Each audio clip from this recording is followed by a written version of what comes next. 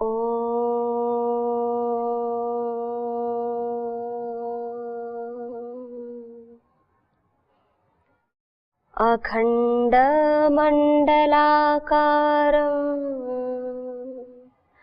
व्याप्तं येन चराचरं तत्पदं दर्शितं येन तस्मै श्रीगुरुवे नमः। ॐ कृष्णाय वासुदेवाय हरये परमात्मने प्रणतः क्लेशनाशाय गोविन्दाय नमो नमः। गोविन्दाय नमो नमः। हम सभी श्रीमद् भगवद गीता के चतुर्थ अध्याय का स्वाध्याय कर रहे हैं। तो आइए हम अपने स्वाध्याय क्रम को और आगे बढ़ाते हैं। और हमारा जो विषय चल रहा है, अभी विषय चल रहा था श्रद्धा का। अभी तक योगेश्वर जी ने बताया कि कौन मनुष्य है जो ज्ञान प्राप्ति का पात्र है, क्योंकि देखो पहले मनुष्य को पात्रता अर्जित करनी पड़ती है, फिर उसके पश्चात उसको कुछ मिलता है। तो योगेश्वर जी बता रहे हैं कि कौन मनुष्य ज्ञान का अधिकारी है, कौन है जो ज्ञान को प्राप्त कर सकता है, किसके अंदर वह पात्रता है। तो इस विषय को हमने अभी तक जाना। अब योगेश्वर जी विधि को बता दिया, अब निषेध को बता रहे हैं कि वह कौन है जो ज्ञान को प्राप्त नहीं कर सकता, अर्थात ज्ञान प्राप्ति का अपात्र कौन है, उसी के विषय में आज हमारा विषय रहेगा। और योगेश्वर जी अर्जुन को माध्यम बनाकर प्रत्येक जनमानस के हृदय में जो शंकाएं हैं, जो प्रश्न हैं, उन सभी का समाधान दे रहे हैं। और देखिए, आइए आज के इस स्वाध्याय को आगे बढ़ाते हैं।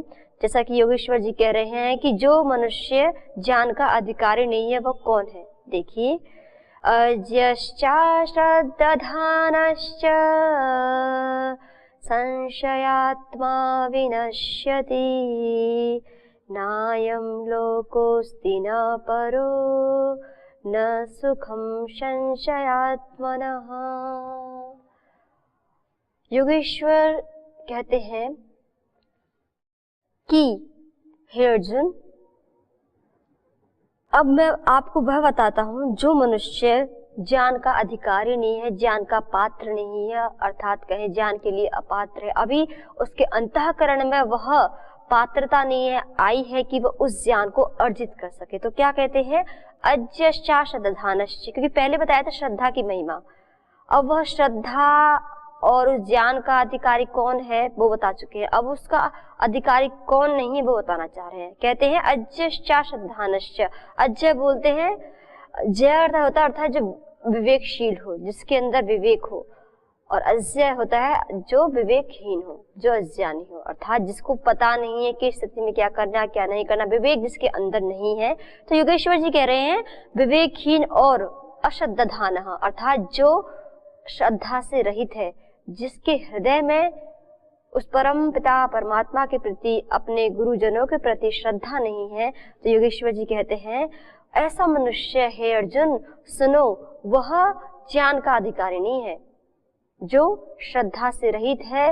और आगे कहते हैं, और जो कैसा है, संशयात्मा है, अर्थात एक तो होता है समाधान जिज्ञासा और एक होता है संशय करना, दोनों में बहुत अंतर है। तो योगेश्वर जी कह रहे हैं जिसके अंतःकरण संशय से भरा हुआ है, तो कहते हैं यह जो मनुष्य है वह ज्ञान का अधिकारी नहीं है, जिसका हृदय श्रद्धा से आपूरित नहीं है, जिसका हृदय संशयों से भरा हुआ है। तो योगेश्वर जी कह रहे हैं अर्जुन, वह ज्ञान की पात्रता रखने योग्य नहीं है।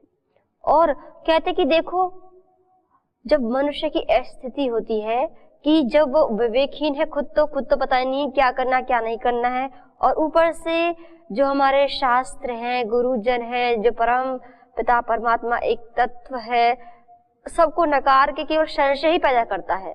तो कहते हैं, तो ऐसे मनुष्य की स्थिति क्या होती है अर्जुन, देखो ऐसे मनुष्य का पतन हो जाता है।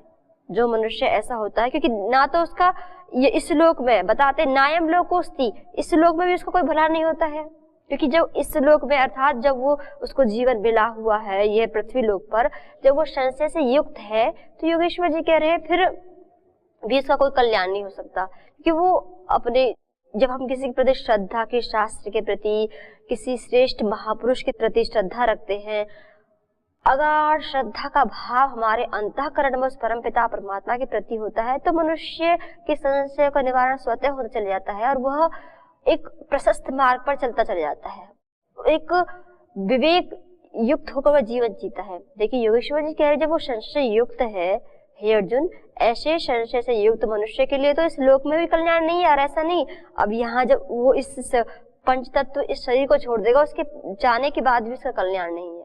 तो योगेश्वर जी एक तरह से चेतावनी भी दे रहे हैं और सजग भी कर रहे हैं, भाई देखो संसार में रहना है तो श्रद्धा तो करनी पड़ेगी। अगर संशय युक्त हमेशा जिज्ञासा होना बहुत आवश्यक है, जिज्ञासा एक अलग है, लेकिन हर समय हर, मान लो किसी शास्त्र ने कुछ कहा उस पर ही संशय करना कि नहीं ये तो ऐसा नहीं हो सकता है, गुरुदेव ने कुछ कहा उस पर संशय कर लेना, तो ये होता है संशय करना। अर्थात अपनी, क्योंकि बुद्धि नहीं है, विवेक नहीं है, इसलिए कहा विवेकहीन। जिसको विवेक नहीं है कि मतलब जो शास्त्र बता रहे हैं, जो गुरुजन बता रहे हैं, जो महापुरुष बता रहे हैं, उसको समझकर उस पथ पर चलना, फिर उसकी कोई संदेह है तो उसकी निवारण करना, लेकिन संशय तो बिल्कुल नहीं करना। तो योगेश्वर जी कह रहे हैं, क्योंकि पहले श्रद्धा की बात बता चुके हैं, अब कह रहे हैं कि देखो पहले हमने इतना देखा कि जो श्रद्धा से आपूर्त होता है जो भी साधक सज्जन, तो वह इस संसार में बहुत ही दिव्यता को प्राप्त करता हुआ अपने जीवन पथ पर आरूढ़ होता हुआ आगे बढ़ता जाता है। लेकिन योगेश्वर जी कह रहे हैं लेकिन अगर इसके बिल्कुल विपरीत हो जाए ना मनुष्य, तो फिर उसका विनाश हो जाता है। पहले बोल चुके हैं कि उसका पतन हो जाता है। जो संशय युक्त है, जिसके अंतःकरण में संशय है, तो कह रहे हैं वह तो संशय आत्मा तो विनश्यति, अर्थात तो उसका तो कोई भी कल्याण का निवारण नहीं होगा। तो इसलिए हम अपने सभी वेदादि शास्त्रों पर, अपने सभी धर्म शास्त्रों पर, अपने गुरुजनों पर, अपने बड़ों पर, अपने महापुरुषों पर पूर्ण श्रद्धा रखें। इसी का ही संदेश हमें योगेश्वर जी इस अध्याय में दे रहे हैं। इस श्लोक के माध्यम से हम सभी प्रत्येक जीवात्मा को ये बता रहे हैं कि प्रतिपल हमारा अंतःकरण श्रद्धा से आपूरित होना चाहिए। तो सज्जनों, श्रद्धा तो बहुत बड़ा काम करती है किसी मनुष्य के लिए। इसकी महिमा हम गत एपिसोड में देख चुके हैं। कई एपिसोड हमने देखा कि श्रद्धा जब मनुष्य के अंतःकरण में होती है, कि जैसे महर्षि पतंजलि भी अपने भाष्य में बताते हैं योग दर्शन के में, कि जो श्रद्धा होती है वो योगजनों के लिए एक माँ की तरह रक्षा करती है। जैसे माँ हर पल, जो छोटा नन्हा शिशु होता है उसको हर एक बुरी चेष्टा से, किसी भी बुरे तत्व से बचा के रखती है, ऐसे ही श्रद्धा अगर अंतःकरण में होती है साधक के, तो वह श्रद्धा, मान लो कुछ ऐसा तत्व, कुछ ऐसे विचार, कुछ ऐसा उसके अंतःकरण में उठ रहा होगा, लेकिन अगर उसका किसी शास्त्र के प्रति, गुरुजनों के प्रति, किसी महापुरुष के अगर अगाध श्रद्धा होगी, अटूट श्रद्धा होगी, तो वह जो कोई पूजन का संस्कार होगा वह भी उस श्रद्धा के सामने झुक जाएगा और वह उसके सामने नहीं आएगा। यह कहना चाह रहे हैं योगेश्वर जी कि श्रद्धा की मनुष्य के जीवन में अपार आवश्यकता है, लेकिन जो श्रद्धा से बीन हो जाता है, ऐसा विवेकहीन मनुष्य का ना तो इस संसार में, भाई जिसने अब संसार में रहा और शास्त्र के अनुसार जीवन पालन नहीं किया, ठीक है, और ऐसे ही गुरुजनों के अनुसार अपना जीवन चर्या नहीं चलाई, जीवन के पथ पर आगे नहीं बढ़ा, किसी महापुरुष की शरणागत रहते हुए क्या करना क्या नहीं करना यह नहीं जाना, पर इस संसार में रहते हुए उसने कुछ नहीं ऐसा किया जिससे कि उसका संस्कार अच्छे बने, इस संसार में रहते हुए उसका जो कर्माशय है वो अच्छा हो। अब वही, अब सोचो जब संसारी में रहते हुए अच्छा नहीं पृथ्वी लोक में, तो जाने के बाद तो क्या स्थिति होगी। तो योगेश्वर जी उसी स्थिति का वर्णन कर रहे हैं, बता रहे हैं और प्रत्येक मनुष्य को सजग भी कर रहे हैं इस माध्यम से। तो इतना बताने के बाद आगे भी योगेश्वर जी और बताते हैं, क्योंकि अभी जो है पूर्णता की ओर हमारा यह अध्याय जा रहा है, चतुर्थ अध्याय, इसके पश्चात पंचम अध्याय है। तो अभी पूर्णता की ओर अभी कुछ सार गर्भित बातों को बता रहे हैं, क्योंकि इससे पहले हमने बहुत विस्तार पूर्वक हर एक तत्व के विषय में देखा। अब एक सार गर्भित एक दो श्लोक है जो पूर्णता की ओर, इस अध्याय को पूर्णता की ओर ले जा रहे हैं। तो अगला ही अब योगेश्वर जी बताते हैं कि जो मनुष्य सिद्ध है, तो उसको क्या करना चाहिए, क्या नहीं करना चाहिए। क्योंकि अब हमने पहले इस अध्याय में अच्छी प्रकार से जाना, देखा।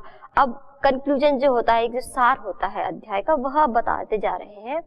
और कहते हैं योगेश्वर जी, जो सिद्ध मनुष्य है, जैसा जो विवेक से युक्त है, श्रद्धा से युक्त है, तो उसके लिए क्या करना भाई। कि देखो सबके लिए मैंने प्रश्न उठता ही है कि चलो ये भी जान लिया, ये करना नहीं करना, लेकिन ये जान लिया विवेक से युक्त है, श्रद्धा से युक्त है, अपार श्रद्धा अपने शास्त्रों के प्रति, गुरुजनों के प्रति, उस परम पिता परमात्मा के प्रति है, तो योगेश्वर जी कह रहे हैं अब उसे क्या करना, क्या नहीं करना। क्योंकि ऐसा तो नहीं केवल जानने से काम हो जाएगा, केवल जानने से तो कभी कुछ परिणति होती नहीं। हाँ, जानने से हम उस पद पर आरूढ़ अवश्य होते हैं कि हाँ, हम नॉलेज को प्राप्त करते हैं, किसी हम जानकारी को प्राप्त करते हैं, तो हमारे मस्तिष्क में, हमारी बुद्धि में ये विचार उठते हैं कि हाँ, हमारे लिए यह उपयुक्त है, यह मार्ग उपयुक्त नहीं है, इतना ज्ञान हो जाता है। लेकिन इतना जानने मात्र से तो कुछ नहीं होता, और उस पर जो उपयुक्त मार्ग है, जो हमारे लिए एक तरह से कहें जो कल्याण से युक्त मार्ग है, उस मार्ग पर चलेंगे, उस कर्म को करेंगे, तभी तो कुछ मिलेगा। तो योगेश्वर जी भी वही बता रहे हैं कि जब इतना कुछ जान लिया साधक ने, जो हमने इस अध्याय में देखा,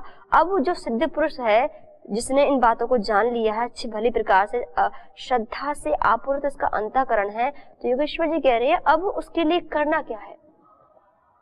तो वही बता रहे हैं, सुनिए क्या कहते हैं योगेश्वर जी। योगेश्वर जी कहते हैं, योग संन्यस्त कर्माणम ज्ञान संच्छिन्न संशयम आत्मवंतम न कर्माणि निबध्नन्ति धनंजय। क्या कह रहे हैं, अब जिसने सब कुछ जान लिया है, जिसका अंतःकरण पूर्ण रूप से अपने शास्त्रों के प्रति, गुरुजनों के प्रति, महापुरुषों के प्रति पूर्ण श्रद्धा से युक्त है, अब क्या करना है उसके लिए। तो कहते हैं, हे धनंजय, अब उसके लिए जो करना है, धनंजय अर्थात अर्जुन के लिए ही संबोधित है, तो हे अर्जुन, जो अब करना है मैं तुमको बता रहा हूँ। क्या करना है, योग संन्यस्त कर्माणम, योग अर्थात समता के द्वारा, जिसका संपूर्ण कर्मों से क्या हो गया है, संन्यस्त, योग संन्यस्त कर्माणम अर्थात कर्मों से विच्छेद हो गया है। कर्मों से विच्छेद का अर्थ क्या है, क्योंकि ये एक बहुत गहनता युक्त बात है, क्योंकि योगेश्वर जी ने यह तो आदेश दिया नहीं है अर्जुन को कि चलो, कुछ लोग कर्म से विच्छेद को यह अर्थ मान लेते कि कर्म न करना, लेकिन हम देखते हैं संपूर्ण गीता में योगेश्वर जी हर एक प्राणी को, भले ही भक्ति मार्ग में हो, लेकिन ज्ञान मार्ग में हो, हर एक की प्रशंसा करते हैं, लेकिन अपना कर्म करने के लिए अवश्य कहते हैं। तो यहाँ जो एक शब्द बोला, योग संन्यस्त कर्माणम अर्थात संपूर्ण कर्मों से विच्छेद, बता रहे हैं कि जो सिद्ध हो चुका उसके लिए क्या करना है, संपूर्ण कर्मों से विच्छेद हो जाए। तो योगेश्वर जी कहने का अर्थ यह है कि कर्म को तो करना है, लेकिन जो कर्मों में हमारी मोह आसक्ति होती है, और उस आसक्ति मोह के कारण उस पर हम, जो हमारे अंतःकरण में दुख सुख पैदा होते हैं, उससे छूटना, यही है यहाँ पर श्रीमद् भागवत गीता के अनुसार कर्मों से विच्छेद, ना कि कर्म से पलायन। तो कह रहे हैं, तो फिर वह मनुष्य, वह साधक समस्त अपने जीवन में कार्यों को करता हुआ, हे अर्जुन, उसकी स्थिति देखो कैसी होती है कि संपूर्ण अपने कर्तव्य का पारायण कर रहा है, लेकिन फिर भी हे अर्जुन, वह कर्म करते हुए भी कर्म से अलग है, अर्थात उसके अंतःकरण पर उस कर्म को करने के पश्चात कोई दुख सुख की जो अनुभूति वो नहीं है, वो कर रहा है उस परम पिता परमात्मा को अर्पित करते हुए, और उन्हीं के चरणों में समर्पित कर देता है और अपनी सेवा मानकर करता है। कुल मिलाकर यह जो कहना चाह रहे योगेश्वर जी, ये है कर्म से विच्छेद। तो फिर वहां मनुष्य को कोई दुख सुख नहीं होता, क्योंकि वो अपने परम गुरु परमात्मा के चरणों में उनको रख देता है, उन्हीं को अर्पित कर देता है। तो फिर उसके अलावा जो करना होगा परमपिता परमात्मा स्वयं करते हैं, उसकी चिंता वो कभी नहीं करता है। लेकिन इसके विपरीत हम जो साधारण मनुष्य होते हैं, हम बिल्कुल उल्टे होते हैं। क्या करते हैं, हम छोटे से छोटा कोई भी संसार में कर्म करते हैं, उसके लिए इतनी गहन चिंता कर लेते, फिर उसके क्या परिणाम आएगा, क्या नहीं आएगा, मतलब पूरा हमारा चित्त इसी में ही डोलता रहता है। लेकिन एक तरफ देखे, जो कर्म योगी है, जो अपने कर्मों को उस परमपिता परमात्मा को अर्पित कर देता है, उसका चित्त एकदम अलग है। वो कर्मों को तो कर रहा है, लेकिन वो उनमें लिप्त नहीं है। यही है कर्म से विच्छेद। अपने कर्तव्य का पालन करते हुए वह सारे परिणाम को अपने परम प्रभु पर छोड़ देता है, उसकी चिंता नहीं करता। और देखो ये तो स्वतः ही है, जब हम अच्छा कर्म करेंगे, पूर्ण पुरुषार्थ से करेंगे, पूर्ण शरणागति के साथ करेंगे, स्वतः ही उसका परिणाम बहुत ही अच्छा सुखदायक होगा, फल देने वाला होगा। तो चिंता करनी ही क्यों। लेकिन हम सभी जो अभी थोड़ा विवेक की न्यूनता है, इस कारण से थोड़ा हम नादानी में अपना संपूर्ण जीवन ऐसे ही बिता देते हैं कि इसी चिंता में कि ये किया तो उसका परिणाम क्या होगा। तो ये है कर्म से विच्छेद, अर्थात संपूर्ण कर्मों को करते हुए कभी भी उसमें लिप्त न होना, उस परम पिता परमात्मा के चरणों में उनको सौंप देना बस, और अपना कर्तव्य कर्म करते जाना।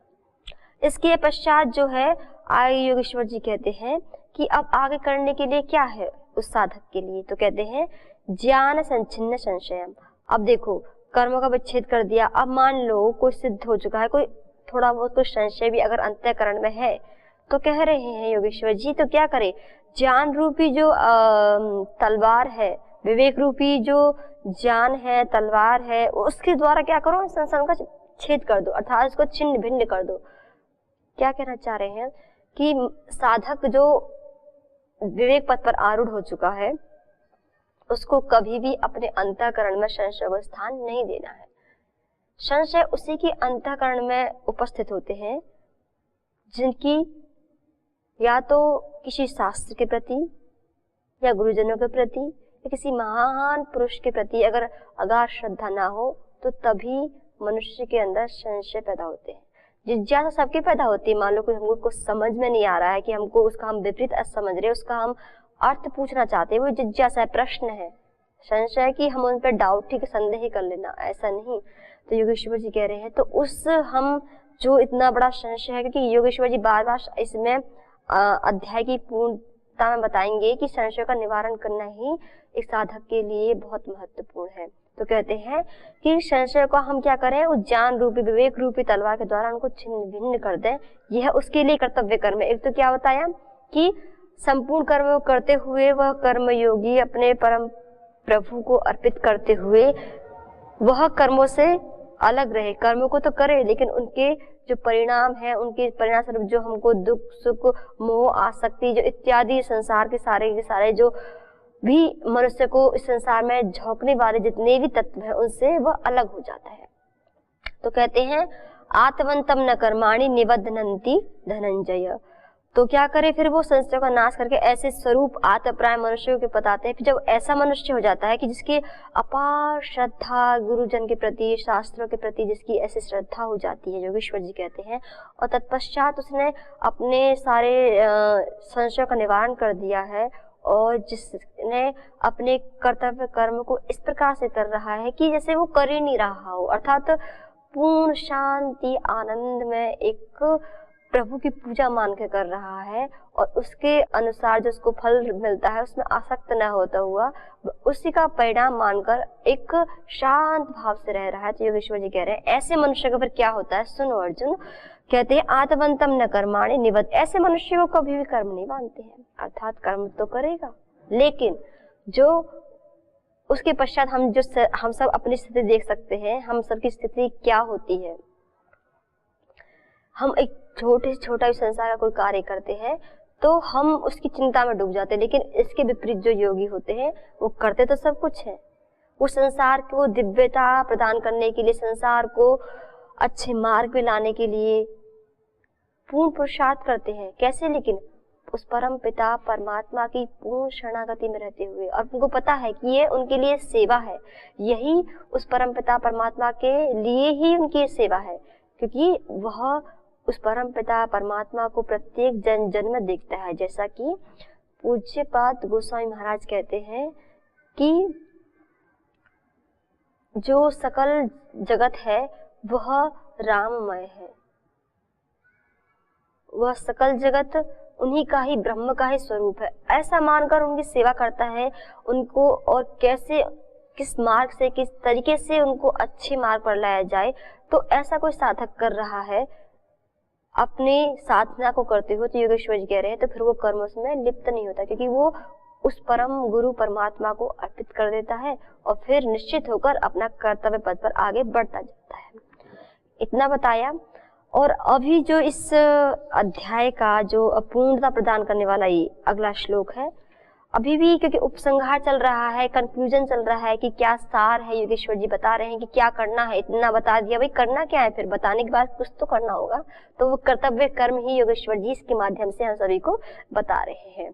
तो आगे अब इसके माध्यम से योगेश्वर जी क्या बताना चाह रहे हैं कि असंशय का विनाश करना है, ये सब तो बता दिया। अब इस के आगे भगवान बताना चाह रहे हैं कि अब हमें क्या करना है, समता में स्थित हो जाना है, क्योंकि कंक्लूजन बता रहे हैं, सब बताते बताते बताते एक एक तत्व को बताते हुए जा रहे हैं। और इस श्लोक में अंतिम जो इस पूर्णता को प्राप्त करने वाला जो श्लोक है, इसमें कहते हैं योगेश्वर जी, तस्मात् अज्ञान संभूतम हृस्थं जानासीनात्मनः चित्वेनं संशयं योगम् आतिष्ठोत्तिष्ठ भारत।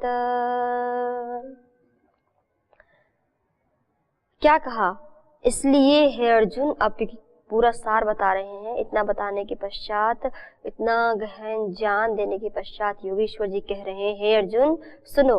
क्या, इसलिए हे भरतवंशी, हे अर्जुन, ये अर्जुन के लिए अलग अलग संबोधन योगेश्वर जी क्योंकि उसको जगाना चाह रहे हैं, इसलिए अलग अलग जो शौर्यपूर्ण जो शब्द है संबोधन से युक्त है उनके लिए प्रयोग कर रहे हैं। क्या कहते हैं, हे भरतवंशी, हे अर्जुन सुनो, हृदय में स्थित इस अज्ञान से उत्पन्न अपने संशय का ज्ञान रूप जो तलवार है, आपने जब उससे क्या कर दिया, छेदन करके फिर क्या करो, योगम आतिष्ठ उत्तिष्ठ, क्या करो, योग से समता में स्थित हो जाओ और क्या करो, युद्ध के लिए खड़े हो जाओ। देखो योगेश्वर जी कह रहे हैं कि देखो अंत में हर एक पूरी बात बताते हैं योगेश्वर जी, पूरी जान गर्वित सार गर्वित इतनी अच्छी अच्छी जो अनमोल वचनों को कह रहे हैं, लेकिन हर एक वचन के पीछे योगेश्वर जी अर्जुन को उठाना चाह रहे हैं कि उठो और अपने कर्तव्य को करो। तो प्रत्येक मनुष्य को जगा रहे हैं कि आपका कर्तव्य क्या है, उस कर्तव्य की ओर आगे बढ़ो। तो क्या कह दिया कि इन सब सारे संशय को छीन कर तलवार रूपी ज्ञान से और क्या करो, योगम आतिष्ठ, समता में युक्त हो जा। समता का अर्थ है जो हमने पहले देखा कि अपने संपूर्ण कर्तव्य को करते हुए पूर्ण श्रद्धा हृदय में रहे, पूर्ण शरणागति परमपिता परमात्मा के प्रति रहे, गुरुजनों के प्रति रहे और अपने कर्तव्य कर्म को करते रहे। और समता अर्थात जो भी स्थिति आए उस स्थिति को स्वीकार करते हुए फिर आगे बढ़ते जाएं और उस परम पिता परमात्मा की शरणागति को कभी ना छोड़े। जो भी कर्म करे उन्हीं को अर्पित कर दे, उस परम गुरु परमात्मा को अर्पित कर दे और फिर समता से फिर संपूर्ण कर्मों को करते हुए योगेश्वर जी कहते हैं फिर साधक समता को प्राप्त कर सकता है। और इतना कहते हैं कि इतना ही नहीं, अब मैं ये कहना चाहता हूँ उठो और युद्ध करो, इसलिए बोला उत्तिष्ठ, जो इसका पूर्णता प्रदान करने वाला कहा योगम आतिष्ठ उत्तिष्ठ, अर्थात समता को प्राप्त होकर, क्योंकि अर्जुन मोह में फंसा हुआ है और मोह में फंसने के कारण ही इस युद्ध नहीं कर रहा है, इसलिए ये सब छोड़ दो कि संसार ये है, ये संबंध ये होगा क्या होगा, सब छोड़ के अपना युद्ध अपना कर्तव्य कर्म करो। तो योगेश्वर जी की इस पवित्र अति ही आनंद प्रदान करने वाली, सोई हुई आत्मा को जगाने वाली, सभी को कर्तव्य पथ पर पुनः आरूढ़ करने वाली इस वाणी को आज हम यहीं विराम देते हैं। पुनः हम विचार करते हैं आगे कि योगेश्वर जी अर्जुन को और किन अपने अनमोल वचनों से उन्हें अनुग्रहित करते हैं, हम सभी को भी अनुग्रहित करते हैं। आप सभी को ओम